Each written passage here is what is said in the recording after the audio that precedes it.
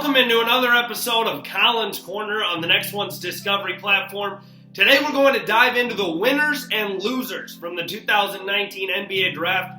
An exciting night of hoops from around the country. Starting with the winners, we're going to take a look at who else. The New Orleans Pelicans, Zion Williamson, number 1 overall, but really an impressive draft after the first pick, finding Jackson Hayes and Nickeil Alexander-Walker in the first round as well. Hayes, the freshman big fella from Texas, a shot blocker, rim protector moving forward, lots of potential with that size and length. And then Nickeil Alexander-Walker, a guy in the first round who I thought was a sleeper here as we entered draft day, and a big-time move by the Pelicans to come up and take the shot maker out of Virginia Tech, a guy who can create for himself, a smooth stroke, and really buys in on the defensive end. Moving forward, you got to look at the Cleveland Cavaliers. What a job John Beilein did here in his first year. Darius Garland, Dylan Windler, and Kevin Porter Jr. with the final pick in the first round.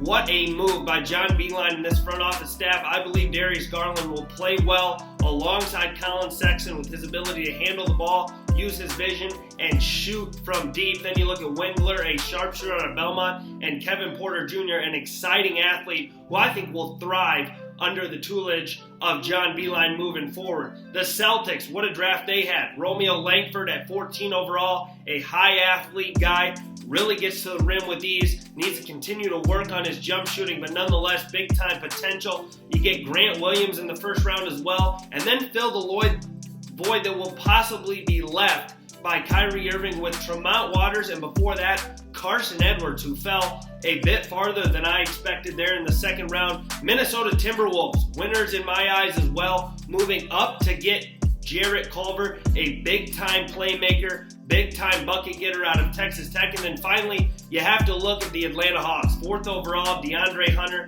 quite possibly the best defender in the draft class, a 3-and-D wing. And then you look at Cam Reddish. I really did not expect Cam Reddish to fall to the Hawks with their second pick in the first round, but nonetheless, the shot maker, big-time potential, great size, length, shooting ability, physical tools are all there for Cam Reddish and the Hawks moving forward. A lot to like out of those teams on the winner's side. Now, to the losers, you have to start with the Phoenix Suns. They did not go after a point guard with the 6th spot. They end up trading back and taking Cam Johnson, one of the best shooters in the draft class, but questions about his age, being 23 years old, and history of injuries moving forward. Then you got to look at where does that fit really match.